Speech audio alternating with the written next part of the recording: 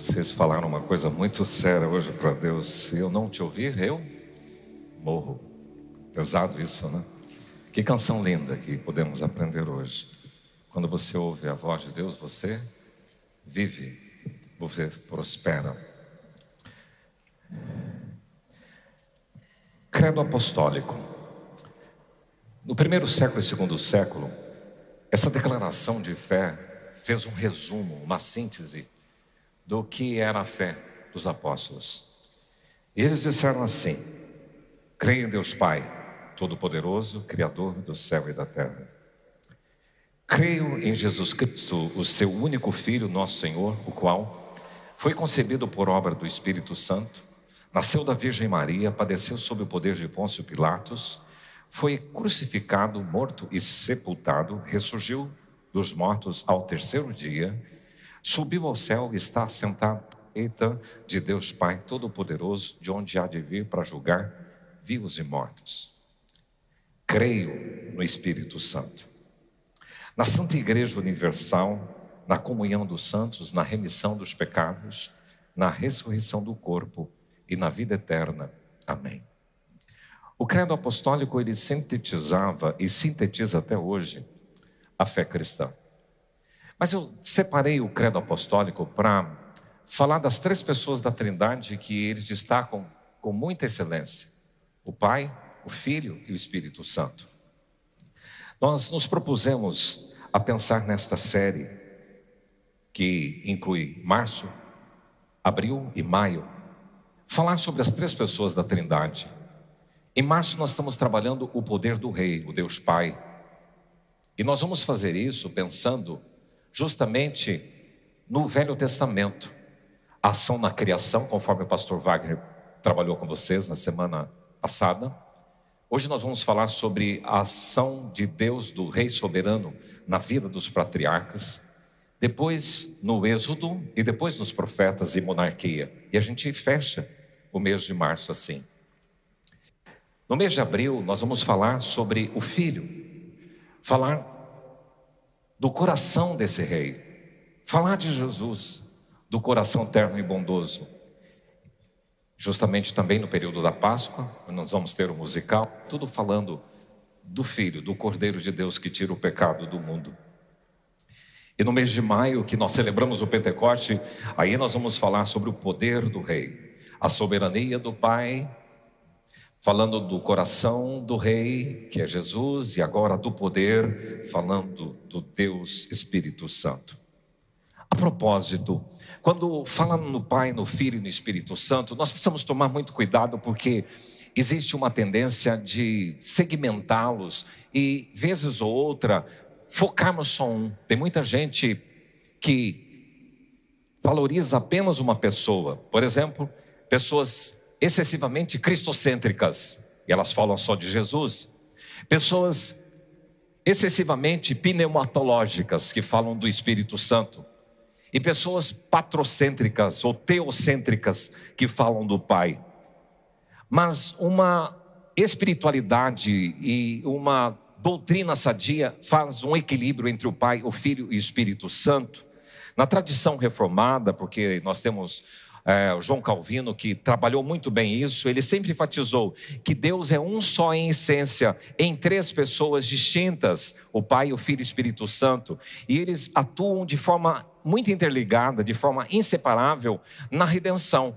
O Pai, por exemplo, ele planeja a redenção, o Filho vem e executa, e o Espírito Santo sela isso, o Espírito Santo garante a salvação em Cristo. Então, há uma harmonia na Trindade. É importante nós trabalharmos assim, porque se você ensinar corretamente a pessoa do Pai, do Filho e do Espírito Santo, você vai ter uma espiritualidade muito rica e saudável, equilibrada. Entenderá que você ora ao Pai por meio do Filho e no poder do Espírito, e entenderá também que a santificação é uma obra do Espírito comprada pelo Filho, mas segundo o propósito do Pai. É muito importante ter uma doutrina equilibrada da Trindade, do Pai, do Filho e do Espírito Santo. A soberania do Rei. Esta série pretende explorar um pouquinho o Velho Testamento sobre o Pai que age na história. Venha o teu reino. é a nossa temática do ano. Eu creio que nós vamos ter as melodias e as canções do reino, e aí nós vamos explorar alguns salmos numa da época desse ano, mas agora a gente quer falar do Pai nessa ação histórica, Deus aparecendo, comparecendo na história do povo, e isso a gente vê no Velho Testamento. Agora é importante lembrar dos principais eventos em Gênesis, e eu queria destacar 5 atos importantes. O primeiro já foi falado a semana passada, criação. Segundo ato, queda. Terceiro, dilúvio. Quarto, Torre de Babel. E quinto, a ação dos patriarcas. Se você pegar esses 5 atos, vocês vão exaurir, vão tirar todos os 50 capítulos do livro de Gênesis, toda essa história desses 5 atos. Você pode dividir Gênesis, os 50 capítulos de Gênesis, nesses 5 atos. E você vai poder ver sobre a criação, como é que houve a queda, depois o dilúvio, a Torre de Babel, a separação, mistura de línguas, e aí começa a partir do capítulo 12 até os 50, a história dos patriarcas. E aqui é interessante porque nossa temática hoje é a soberania do rei na promessa aos patriarcas. A propósito, quem são os patriarcas que você imagina ser na Bíblia? A gente vai falar sempre de Abraão, Isaac e Jacó, e é verdade. Agora, além deles, nós poderíamos incluir, e o próprio Senhor Jesus, no Novo Testamento, há uma menção que os 12 filhos de Jacó também são chamados de patriarcas. Então, quem são os patriarcas? Abraão, Isaac e Jacó, e os 12 filhos de Jacó. Esses são considerados os patriarcas. E eles receberam promessa do rei, do pai. E nós queremos pensar sobre isso. Porque sobre a promessa, você vai perceber que tanto para Abraão, para Isaac, Jacó e para os 12, é uma mesma promessa. Ela não é diferente. Ela é única em essência, a promessa dita primeiro a Abraão, depois ela é confirmada em Isaac, depois ela é transformada em Jacó e depois ela é credenciada, na verdade, com os 12 filhos de Jacó. Então, a promessa, ela é progressiva na revelação. Ela é crescente na abrangência para o Messias como propósito redentivo. Então eu quero pensar nessas 4 segmentações sobre o rei que chama. Porque esta promessa vai falar de Abraão, chamando Abraão, Deus chamando Abraão. Deus confirmando em Isaac. Deus transformando Jacó em Israel. O nome dele vai ser mudado e nós vamos ver isso com você nesta noite. E depois Deus preservando nos 12. Comecemos com o rei que chama.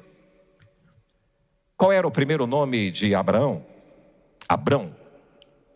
Normalmente a gente esquece desse primeiro nome, mas o primeiro nome dele era Abrão. E o nome Abrão significa pai exaltado.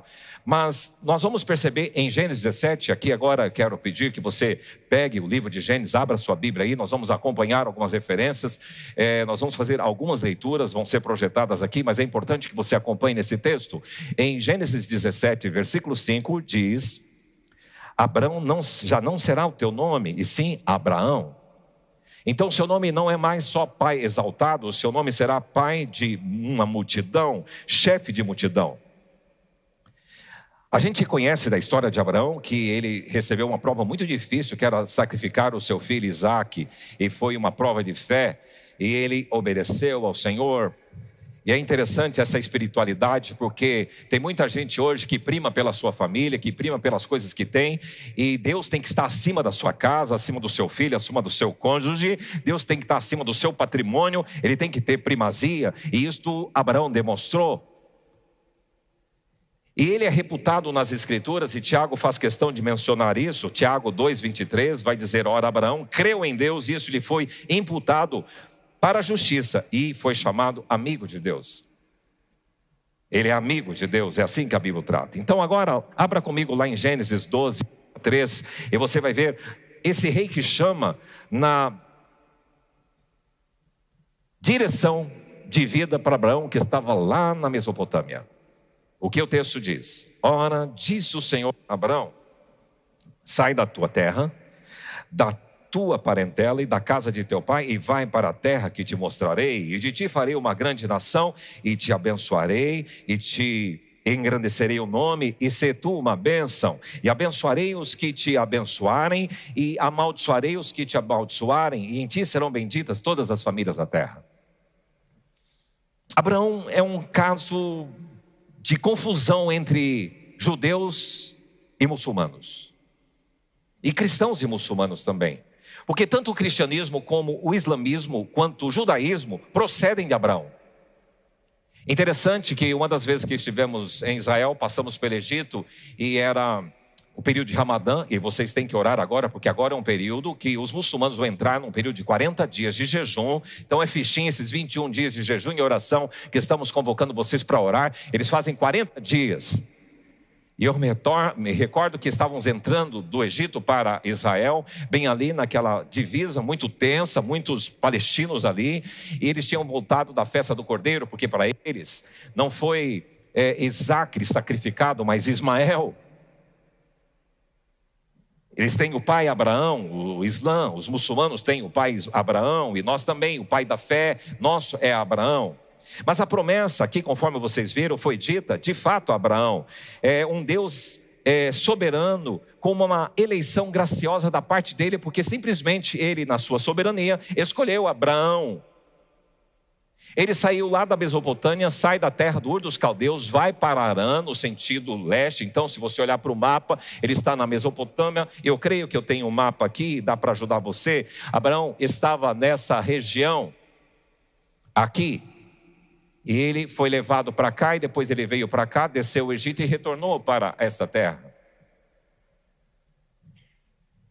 E é interessante que nesse texto que vocês perceberam comigo, existe a promessa em 3 dimensões. É uma promessa de terra, é uma promessa de descendência e uma promessa de bênção universal. Se você fizer um pouco de estudo sobre Abraão, você vai perceber que parece-nos que ele saiu do Ur dos Caldeus por ordem de Deus, e ele ficou em Harã e estava acomodado lá. E Deus, Abraão, não é por aí que eu quero que você sai de Harã, sai da tua parentela. Aí ele desceu e foi para a terra que o Senhor o mostrou. Então, uma parte das promessas se cumpre em Abraão, mas não totalmente. Mas depois ela vai continuar na vida de Isaque, na vida de Jacó, e depois com o povo de Israel. E por último, em Cristo Jesus, que essa promessa definitivamente ela se concretiza. Então, a promessa foi estabelecida em Abraão. Deus escolhe, Deus promete e Deus garante. Abraão não estava buscando a Deus, Deus o chamou. Não é Abraão que inicia a história, é Deus que invade a história. Por isso que nós estamos falando desse rei soberano que age na promessa aos patriarcas. Mas em segundo lugar, além de termos esse rei que chama, nós temos o rei que confirma, ratifica. Isaque é filho de Abraão com Sara, sua esposa, e depois Isaque veio ser pai de Jacó e Esaú.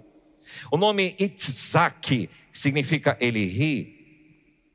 O que Deus falou a Abraão sobre Isaque? Não falou a Isaque necessariamente. Depois nós vamos ver o que Deus falou para Isaque. Mas o que Deus falou a Abraão sobre Isaque. Está lá, se você está com a Bíblia aberta, em Gênesis 17, 19. Deus respondeu: de fato, Sara, Abraão, a tua mulher, te dará um filho e lhe chamarás Isaque, e estabelecerei com ele a minha aliança, aliança perpétua para a sua descendência. E quanto a Ismael, eu te ouvi e abençoá-lo-ei, falo-ei fecundo e o multiplicarei extraordinariamente, gerará 12 príncipes e dele farei uma grande nação. A minha aliança, porém, estabelecê-la-ei com Isaque, o qual Sara te dará à luz neste mesmo tempo daqui a 1 ano. É importante você lembrar um pouquinho da história. Eles já eram idosos e Deus tinha prometido, e Sara falou: vamos fazer uma situação. Deus prometeu, mas as coisas não estão acontecendo. Eu já estou com 90 anos e não vem nenhuma descendência. E ela pôs uma proposta: pega a minha serva Agar, você tem relações com ela, e aí então vai ser dessa forma que Deus vai agir, porque não é possível, não tem outro jeito. E foi feito assim. E isto não era a direção de Deus. Depois Deus dá a Sara um filho, e por isso ela riu: eu, velha, já passou meu período fértil, não posso mais. Deus faz a estéril mãe de filhos, e Deus fez assim com Sara. Mas aqui gerou uma confusão histórica que perdura até os nossos dias, porque nós vamos perceber nessa descendência de Isaac e descendência de Ismael, os maiores conflitos que a história tem hoje. Porque a gente sabe que os judeus são descendência de Isaac, mas os povos árabes são descendência de Ismael. E você vê todos esses conflitos e você consegue entender um pouco da geopolítica mundial e hoje o que acontece na história por causa desse evento lá do texto de Gênesis. Aqui era importante lembrar nesse mapa, e eu queria destacar a você, a distinção de povo, nação e religião. A gente confunde muito isso. Nem todos os que nascem em Israel são judeus no sentido de religião. Em Israel pode ter pessoas do povo árabe. Tem o povo hebreu, o povo judeu no sentido de povo, mas tem povo árabe. E é interessante porque quando você visita lá, você consegue discernir isso melhor e a gente confunde todas estas coisas, porque você pode ter alguém lá da Pérsia, porque hoje nós estamos falando da Pérsia, o grande problema que está acontecendo hoje é com o Iraque, e o Iraque não é árabe, a maioria é, mas se você for olhar na história, Iraque tem a ver com os persas. Desculpa, Irã tem a ver com os persas. Desculpa, aqui Mesopotâmio. O Irã tem a ver com aquele povo antigo da Pérsia de Daniel. Quando você estuda o livro de Daniel, você vai ver do Império Persa. O Império Babilônico e o Império Assírio tem a ver com o Iraque. Então perceba, hoje são nações, mas dentro do Iraque nós temos gente que é árabe. Sim, nós temos gente que é da origem mesopotâmia e persa. Sim, dentro do Irã nós temos também gente árabe. Sim, nós temos também lá gente que historicamente, se você for perceber, você vai perceber que está voltado lá para a antiguidade do povo persa. Mas aí tem as religiões, porque dentro do Iraque tem povos diferentes e tem religiões diferentes. Por exemplo, o povo brasileiro, a nossa nação é Brasil, mas aqui você vai encontrar religião cristã, você vai encontrar espiritismo, você vai encontrar Sheikhanoê, várias religiões, catolicismo e várias religiões. E a gente confunde tudo isso. E é muito importante porque na guerra que está acontecendo agora, não é uma guerra contra os árabes, tanto que vocês perceberam que o Irã lançou mísseis em vários lugares, inclusive países árabes. Mas há uma grande maioria lá muçulmana, radical. E aí você vê uma conexão desse pessoal com um grupo que está aqui, Hezbollah. E você vê todo um panorama. O problema que está aqui nesse Estreito de Hormuz hoje, e é importante você ter essa opção.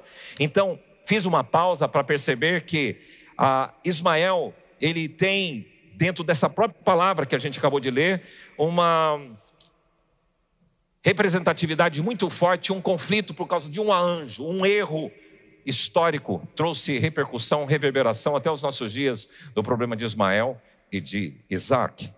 Mas a promessa foi confirmada a Isaac. Agora veja comigo o que Deus falou para Isaac, porque veio uma fome na terra, uma fome que diferente daquela que havia nos tempos de Abraão, e foi Isaac a Gerar, avistar-se com Abimeleque, rei dos filisteus. E olha o que aconteceu. Aí Deus disse para Isaac: não desças ao Egito, fica na terra que eu te disser, habita nela e serei contigo e te abençoarei, porque a ti e à tua descendência darei todas as terras e confirmarei o juramento que fiz a Abraão, teu pai, e multiplicarei a tua descendência como as estrelas do céu e lhe darei todas estas terras. Na tua descendência serão abençoadas todas as nações da terra. A promessa que foi feita a Abraão, agora ela é confirmada para Isaac. É muito legal isso, porque as promessas de Deus não dependem da vida de uma pessoa, mas dependem da fidelidade de Deus. Abraão morreu com 175 anos, cheio de dias e uma ditosa velhice, conforme a Bíblia registra. Isaac estava com cerca de 75 anos quando Abraão morreu. Ele e seu irmão Ismael enterraram o pai na caverna de Maquipela, mas Deus confirmou a Isaac o juramento que ele fizera a seu pai, Abraão. E aqui então a gente percebe alguns destaques. A promessa passa para a próxima geração. Deus fala agora diretamente com Isaac, O que se evidencia é que Isaac não vivia apenas da fé do seu pai, mas agora ele mesmo tem uma relação com o próprio Deus, é um relacionamento pessoal com Deus. Isso é muito significativo, meu irmão. Não é porque o seu pai e a sua mãe são pessoas que buscam a Deus e que você também, filho de peixe, peixinho é. Não é. Você tem que ter a sua própria relação com Deus. Deus fez promessa a Abraão, agora Deus confirma com Isaac, ele tem o seu relacionamento. Deus. Segunda coisa, Deus dá uma direção em momentos difíceis, porque era um tempo de fome, e Deus diz a Isaac no verso: não desce para o Egito, mas permaneça na terra que eu te mostro e eu vou te indicar. Por que isso? Porque o Egito, aparentemente, dentro de uma decisão lógica, era o melhor lugar para estar, porque não estava tendo fome. Mas nem sempre Deus trabalha na minha lógica, na sua lógica. Nem sempre a solução mais lógica é a direção de Deus. Isto nos mostra nessa promessa, Isaac. Outra terceira coisa, é muito bonita a relação de Isaac com os poços, porque o seu pai abrira poços. E agora os filisteus vieram e entulharam. Isaac cava esses poços novamente. E esses... É poços ou poços? Agora, ele restaura aquele lugar. E é interessante que há muita vida em torno de um poço, em torno dos poços. Deus guia aos seus servos nesses momentos, porque o poço representava vida, riqueza, território e sobrevivência. Eu tive o privilégio agora desses dias de estar no Chile. Eu achei muito interessante, porque se você olhar no mapa do Chile, são 240 quilômetros ou mais quilômetros. As Cordilheiras dos Andes são 4.000 quilômetros. E você percebe que ali tem um bloqueio, mas depois tem deserto. E o Chile é assim, ele tem toda essa cordilheira, aqui tem o Oceano Pacífico, e você vai perceber nessas montanhas desérticas vários vales que chegam até os lugares onde eles plantam as melhores frutas que eu já comi na minha vida, em termos de doce, de açúcar, de excelência, pêssegos desse tamanho, grandes, nectarinas, uvas docílimas. Chile, terras vulcânicas, mas eles têm alguns reservatórios, e aquele lugar é que dá sustentação ao vale que chega até o Oceano Pacífico. Então, quando você olha, são vários vales de norte a sul.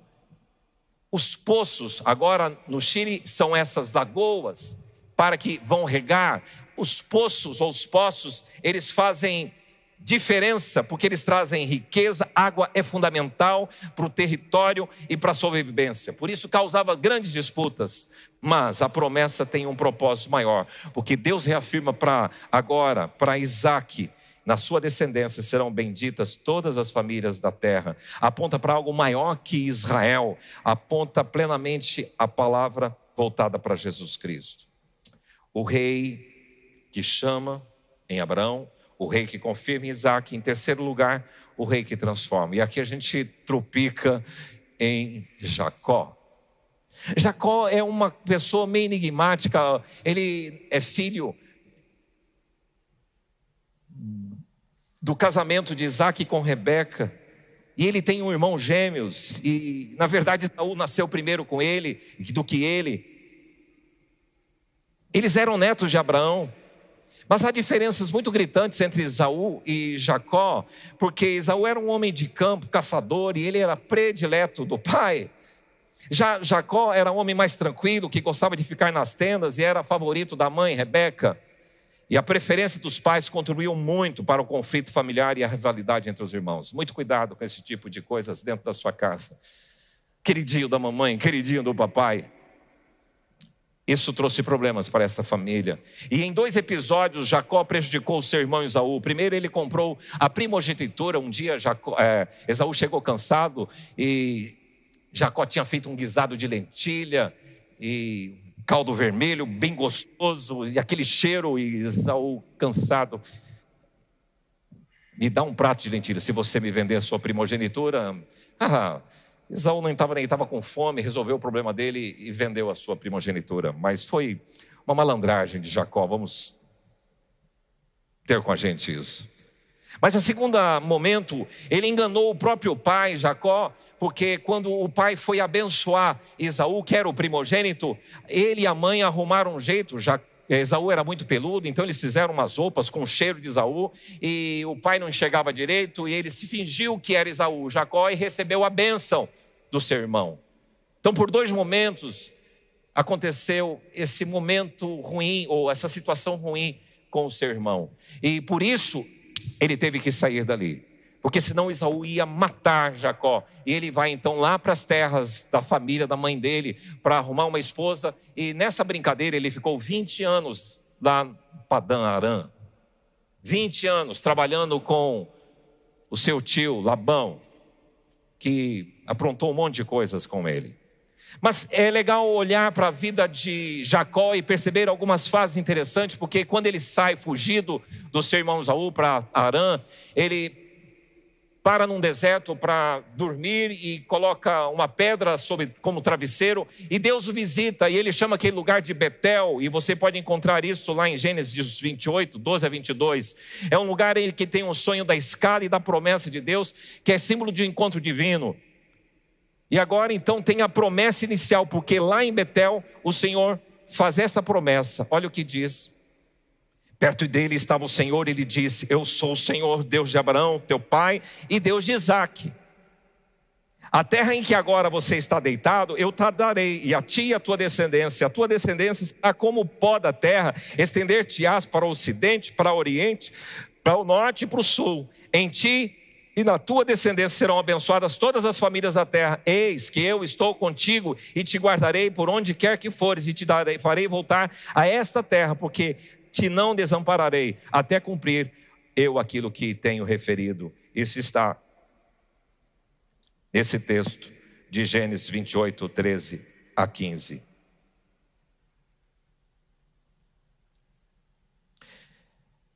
Dali ele ficou um período de 20 anos no deserto, lá com Labão.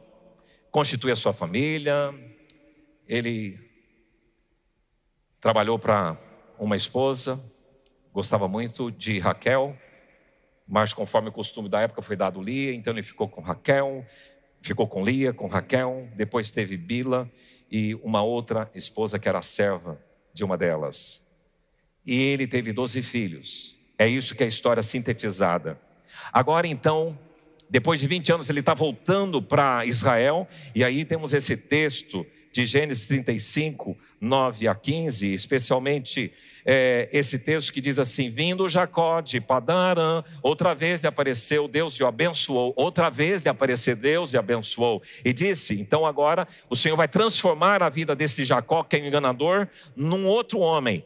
O teu nome, ó Jacó, já não te chamará Jacó, porém Israel será o teu nome. Ele chamou Israel. E disse mais: eu sou o Deus Todo-Poderoso, ser fecundo e multiplica-te uma nação, e multidão de nações sairão de ti, e reis procederão de ti. Reis vão proceder de ti, Jacó. A terra que dei a Abraão, o seu avô, a Isaque, seu pai, dar-te-ei a ti, e depois a ti e a tua descendência.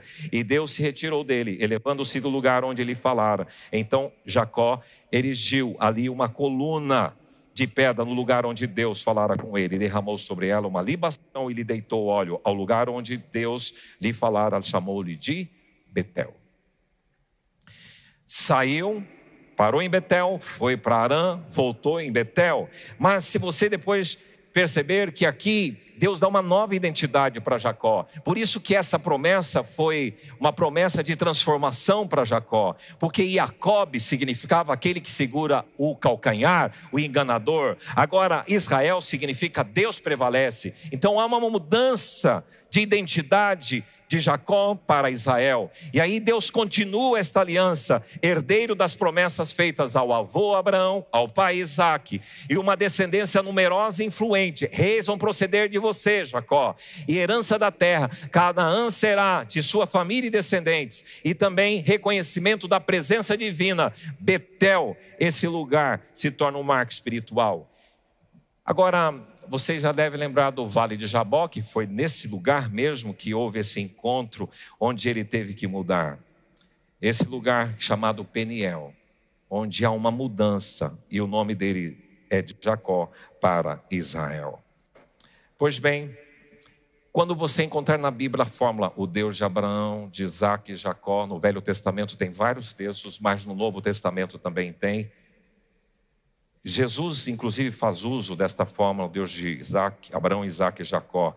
Esta expressão, esta fórmula significa que Deus, a promessa de Deus não morreu, significa que a aliança dele continua, significa que a soberania atravessa gerações. A promessa de Deus é para mim, para os seus filhos e para todos quantos o Senhor chamar.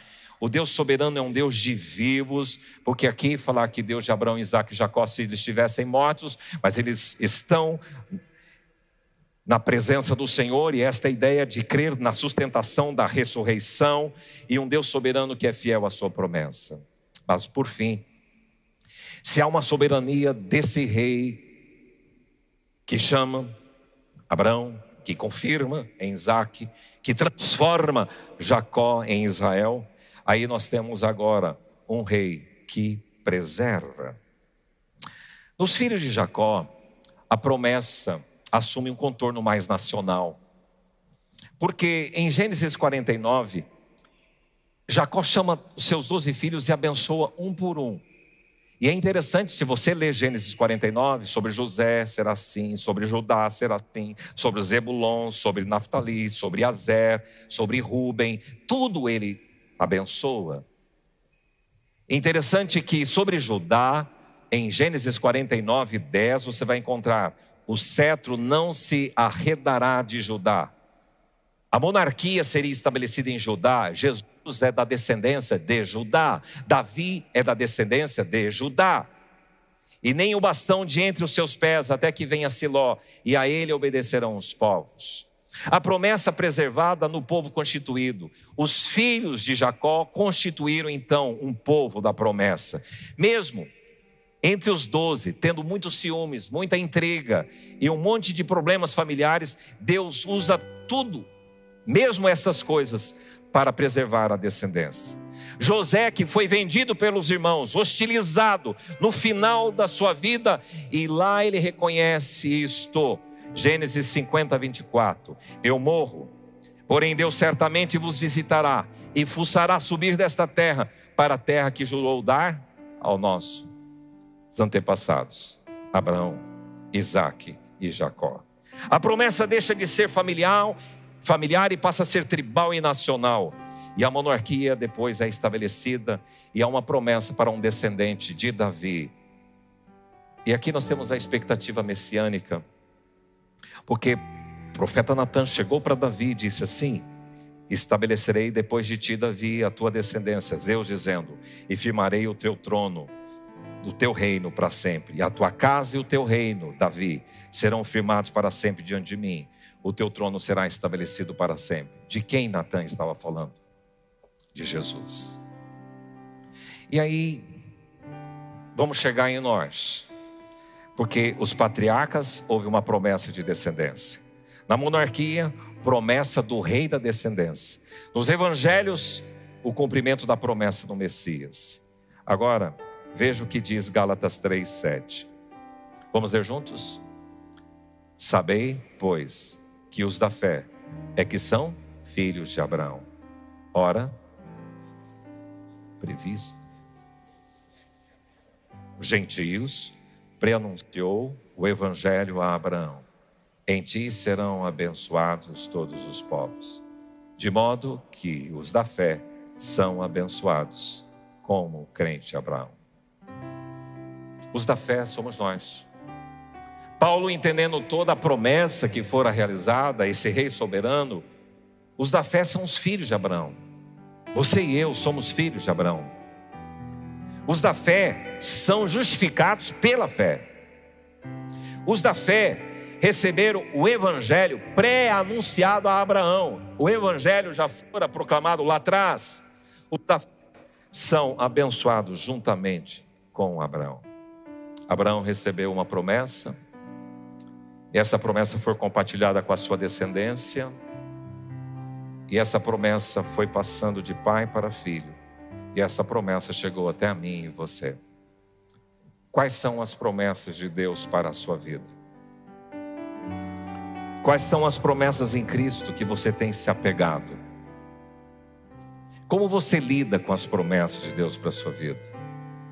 E qual a responsabilidade sua e minha de falar à próxima geração, à próxima descendência, sobre essas promessas? Como fizera Abraão para Isaac, Isaac para Jacó, Jacó para os 12. E você e eu podemos nos apegar à fé dos pais, pura e simples. Você tem que ter o seu relacionamento pessoal com Deus. A fé de Abraão me estimula, me anima, de Isaac, de Jacó, mas eu tenho que ter a minha relação com Deus. Porque quantas são as promessas de Deus, tantas tem nele, em Cristo, o sim. Porquanto também por ele é o amém, para a glória de Deus, por nosso intermédio. Jesus é o sim de Deus para as promessas. Jesus é o amém de Deus para as promessas em sua vida. Você que está desacreditado, sem esperança, desanimado, olhando o cenário e está vergonhoso, nós precisamos orar pelo nosso irmão André Mendonça,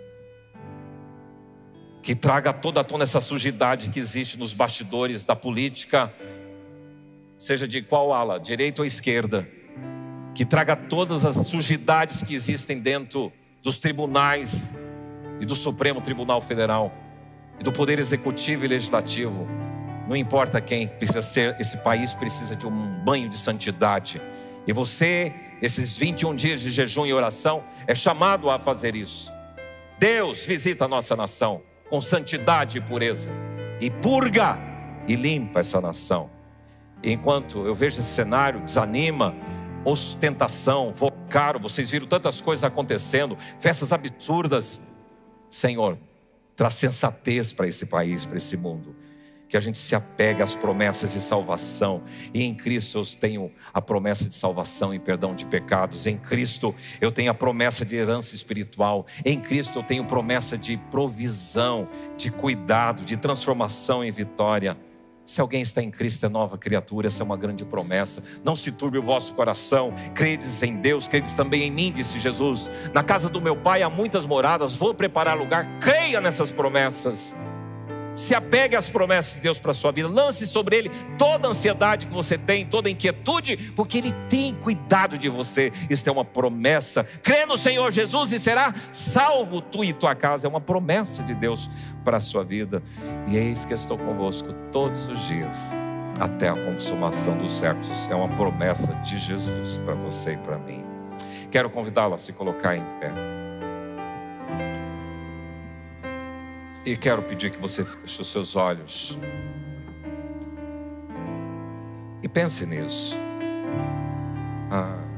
Abraão teve a sua experiência com Deus, Isaac e Jacó, e os 12 filhos de Israel também. Agora, qual é a tua experiência com Deus? Pai, obrigado porque o Senhor não é um Deus de mortos, mas é um Deus de vivos. E a fé de Abraão me inspira sair de um lugar e ir por tua direção, e toda a promessa, ele saiu, creu e obedeceu, isso lhe foi imputado para a justiça, diz a tua palavra. E em Cristo Jesus, a promessa dada a Abraão, que foi também confirmada ali em Isaac, e aconteceu esse rei transformando o coração de Jacó para que a promessa fosse cumprida, e preservando a promessa nos filhos de Israel, e convergindo em Jesus Cristo. Que na nossa casa, na nossa vida, a gente possa assimilar essa fé e crer nas promessas do Senhor. A despeito de todo o cenário ruim, que nós estejamos firmados no Rei soberano que atua na história, fazendo cumprir tudo aquilo que Ele prometeu. Que seja assim na minha vida e na vida do teu povo. Em nome de Jesus. Amém.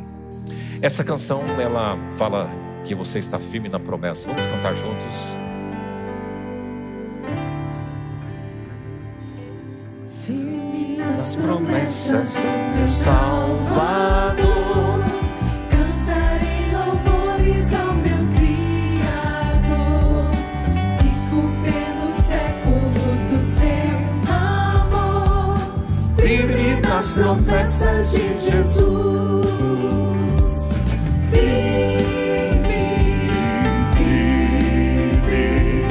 Firme nas promessas de Jesus, meu mestre.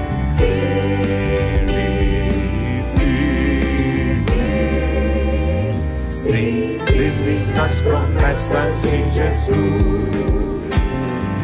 Firme nas promessas, não irei falhar.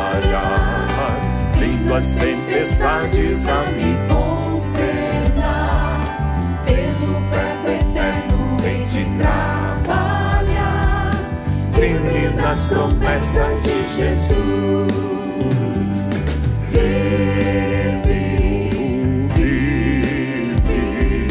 Firme nas promessas de Jesus, meu mestre.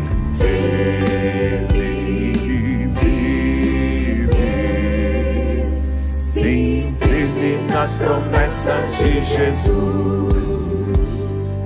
Firme nas promessas, sempre vejo assim purificação no sangue para mim. Plena liberdade gozarei sem fim. Firme nas promessas de Jesus.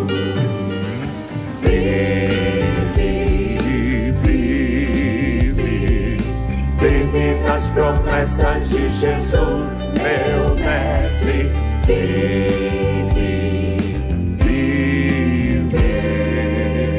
Sim, firme nas promessas de Jesus.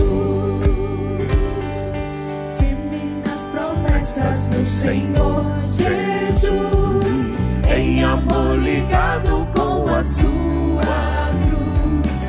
Cada dia mais alegro-me na luz. Firme nas promessas de Jesus. Firme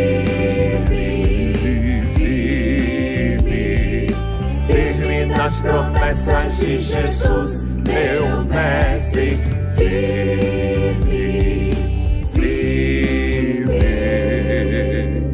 Sim, firme nas promessas de Jesus. Diga para a pessoa que está ao seu lado: fica firme nas promessas do Senhor para a sua vida. Pai, que seja assim. Obrigado por esse tempo de celebração, por estarmos na tua casa. Leva-nos em paz, em segurança. Que a gente possa, na segunda, terça, quarta, quinta, sexta, sábado, em todos os dias, fixar nas promessas do Senhor para a nossa vida. Assim oramos agradecidos em nome de Jesus. E que a graça maravilhosa do Senhor Jesus, o amor do nosso Deus e Pai, que as consolações do Espírito Santo faça você experimentar as promessas do Senhor para a sua vida, hoje e sempre. Amém. Se você sentir liberdade, dê um abraço na pessoa que está ao seu lado. Uma semana de vitória.